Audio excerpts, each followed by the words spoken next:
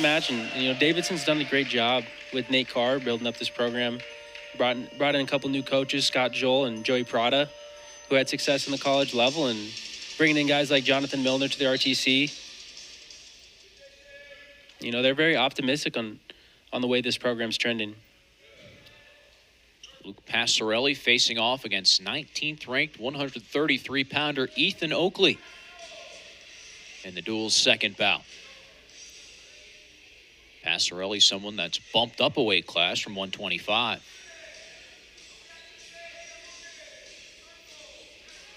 Oakley's got on the edge here early, which will lead to an early stall call on Passarelli.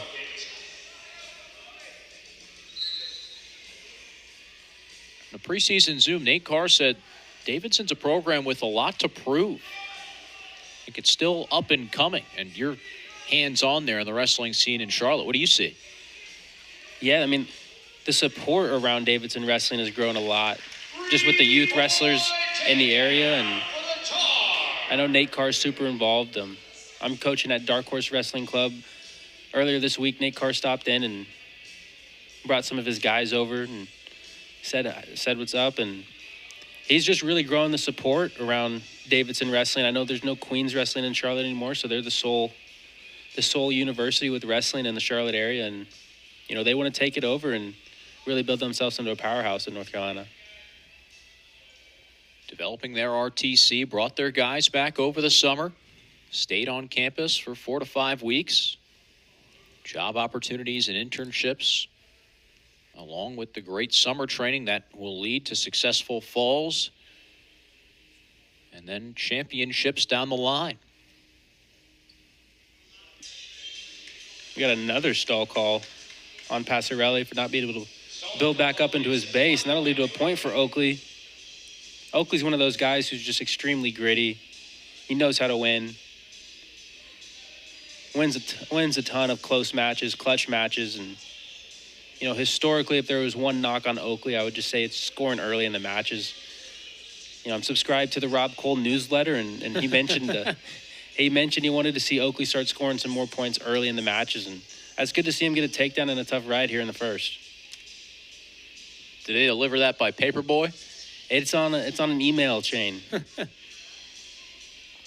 It's honestly super insightful. He gives some pretty unfiltered analysis and what he thinks the team is at and where they're at. And he mentioned Oakley.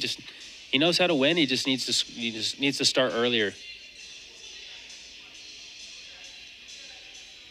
Throughout broadcasting, you run into a lot of different coaches in different sports, different styles.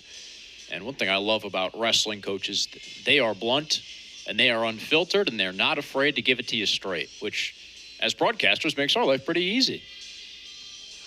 100%. You get some insight into what they think and how the room goes, and all these wrestlers, they're not hiding anything. Dominant first period by Oakley, 4-0 with 2 minutes of riding time. We'll start this second period on bottom. And you'd like to see him build for this major and bonus points. Passarelli restrapping the headgear that he lost about a minute into the first period. Oakley was in the midst of a ride, and the referee just reached in there and flung it towards the Davidson bench.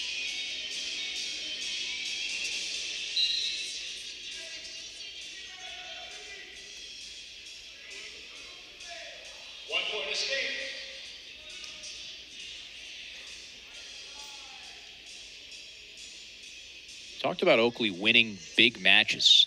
Beat Kairini last year, beat Gable Porter, beat Tyler Knox, who's ranked 6th in the country at 133.